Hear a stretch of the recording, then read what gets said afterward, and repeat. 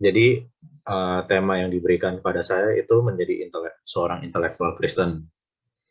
Nah, saya ingin bagikan ke teman-teman satu pertanyaan, yaitu apakah seorang intelektual harus non-Kristen?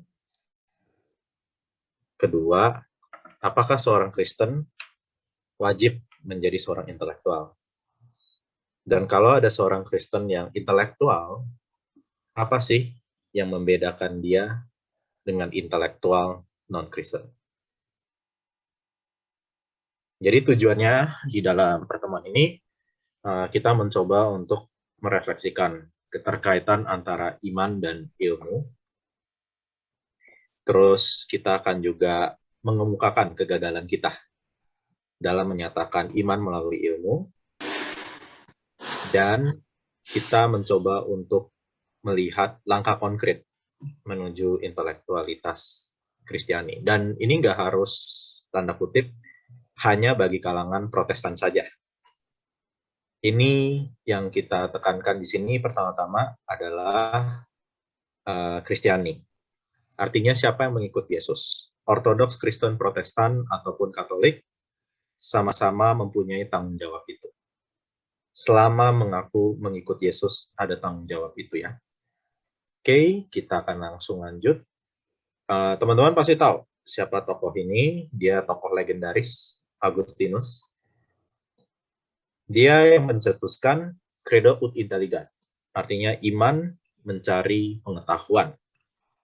Iman adalah relasi dengan Tuhan. Untuk berelasi kita memerlukan pengetahuan. Kita nggak mungkin bisa berelasi kalau nggak ada pengetahuan tentang seseorang.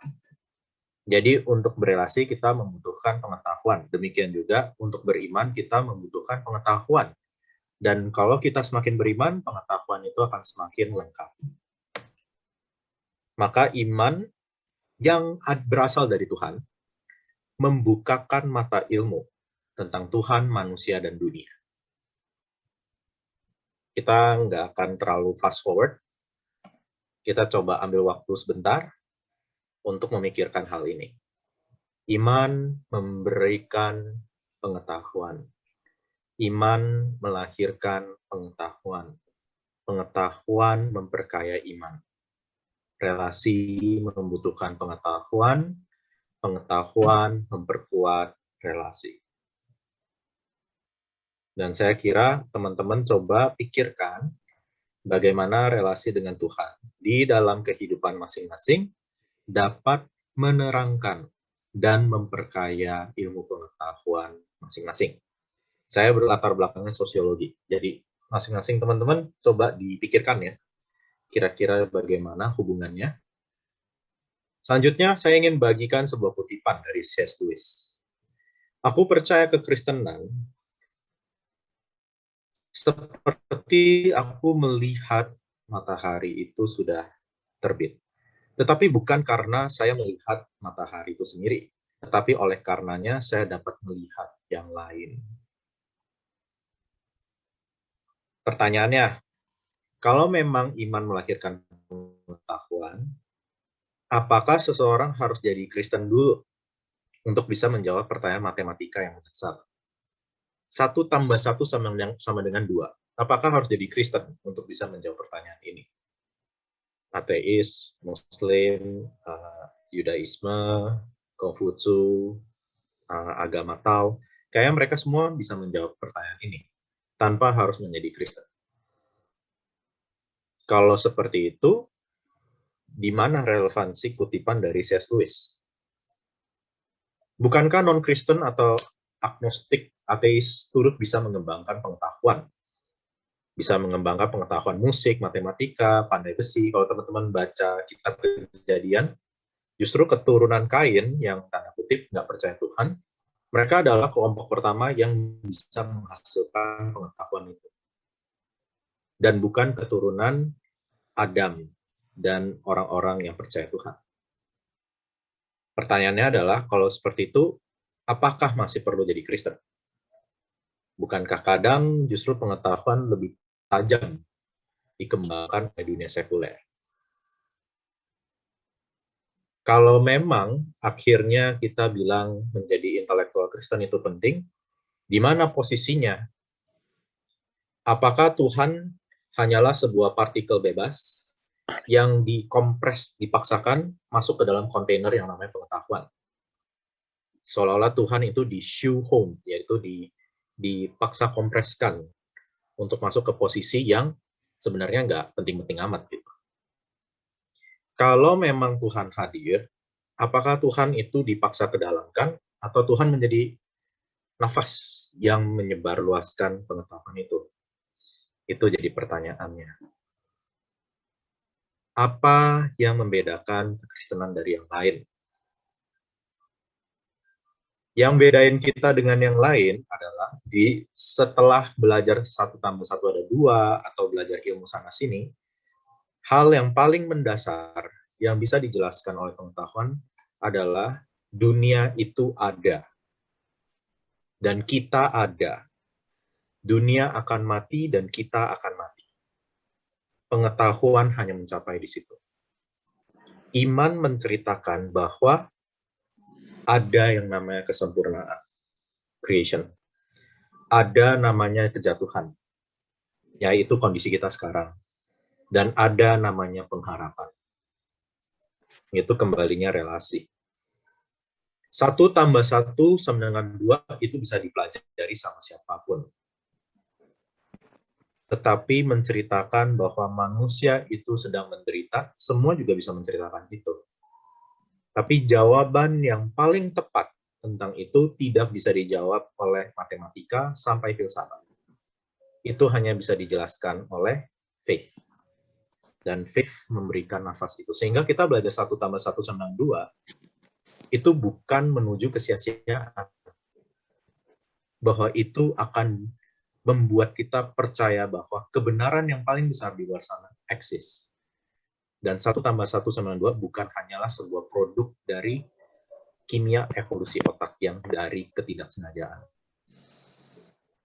Non-Kristen gimana? Kalau non-Kristen belajar pengetahuan, dia bisa menjelaskan penderitaan. Dia bisa menjelaskan segala sesuatu itu ada dan enggak. Dan kalau kita masuk ke dalam religisitas, agama ya, yang agama Islam, Yudaisme, Konghucu, dan sebagainya, dia memang tetap mengajarkan ada kebenaran di luar sana. Tapi untuk mencapai itu kita harus sifat transaksional. Kamu harus berbuat baik dulu, kamu baru bisa mencapai kebenaran.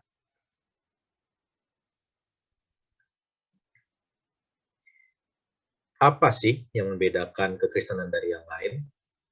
Kekristenan mengajarkan bahwa kebenaran absolut, dan bukan hanya absolut ya, kebenaran yang transenden, yang paling sempurna ada di sana. Dan kita sudah jatuh dan ada kebenaran yang datang untuk menyelamatkan kita. Ini adalah basic story di dalam kehidupan iman. Ini adalah singkat cerita dari apa yang diajarkan oleh agama maupun dunia sekuler. Intelektualitas mereka berbicara seperti ini, secara simplified. Dunia yang sekuler berkata, humanism, manusia hanyalah spesies atau sapiens. Kita hanyalah produk biologis. Kalau agama mengajarkan manusia adalah ritualisme agama. Jadi kamu hanya akan mencapai sebagai manusia kalau kamu melakukan ibadah-ibadahmu dengan rajin. Kalau kamu bisa memenuhi checklist ini. Kalau kamu bisa melakukan ABCDE. Dan iman yang lahir dari kekristenan mengajarkan bahwa kita sudah diampuni. Dan kita sudah menjadi manusia yang utuh itu kembali. Dan itu akan terus permeate ya. Itu akan terus diresapi dalam setiap aspek ilmu.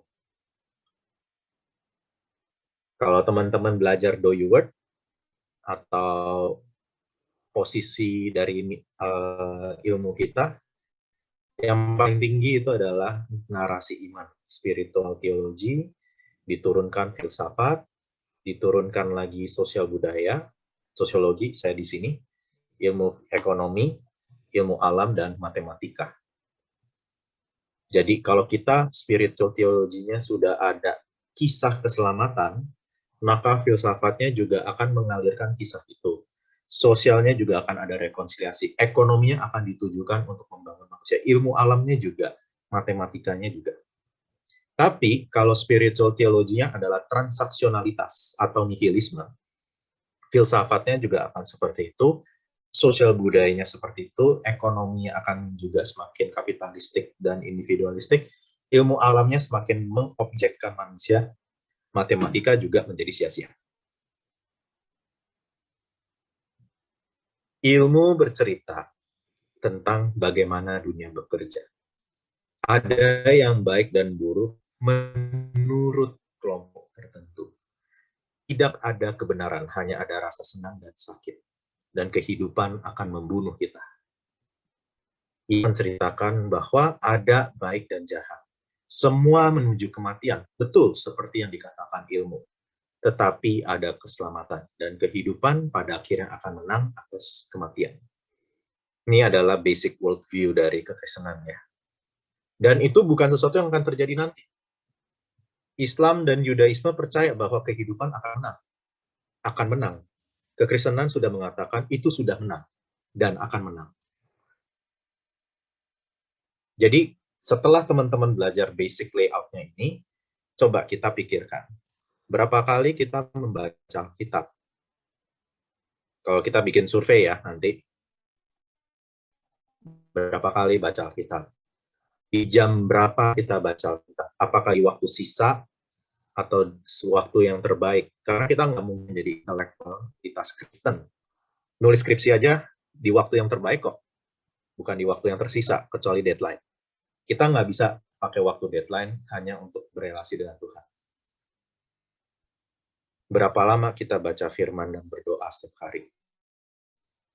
Dan baca firman dan berdoa nggak bisa digantiin sama teologi ya. Baca buku teologi itu membantu kita membaca firman dan berdoa. Banyak orang Kristen justru menggantikan ini dengan baca buku teologi. Berelasi dengan Tuhan digantikan dengan SMS. Dan ayat apa yang paling relevan dalam kehidupan kita, yang membentuk diri kita, dan ilmu yang kita kembangkan. Apakah kita bisa menjelaskan mengapa itu relevan ke orang ateis, ke orang non-Kristen yang nggak percaya Tuhan? Kenapa harus ayat itu, dan bukan ayat yang lain? Apa yang terjadi jika ayat itu dicabut dari ilmu, dihilangkan dari hidupmu? Apa perbedaannya? Kalau nggak ada perbedaan, berarti ayat itu hanya tempel-tempelan. Yang dibutuhkan adalah ayat yang diresapi sampai ke dalam hati manusia. Karena hanya dengan begitu, ilmu yang dikembangkan baru akan menjadi dinafaskan, dimataharikan, seperti yang tadi C.S. Lewis katakan. Oke, singkatnya seperti ini, nanti kita bisa lanjut ke tanya-tanya jawab ya. Terima kasih.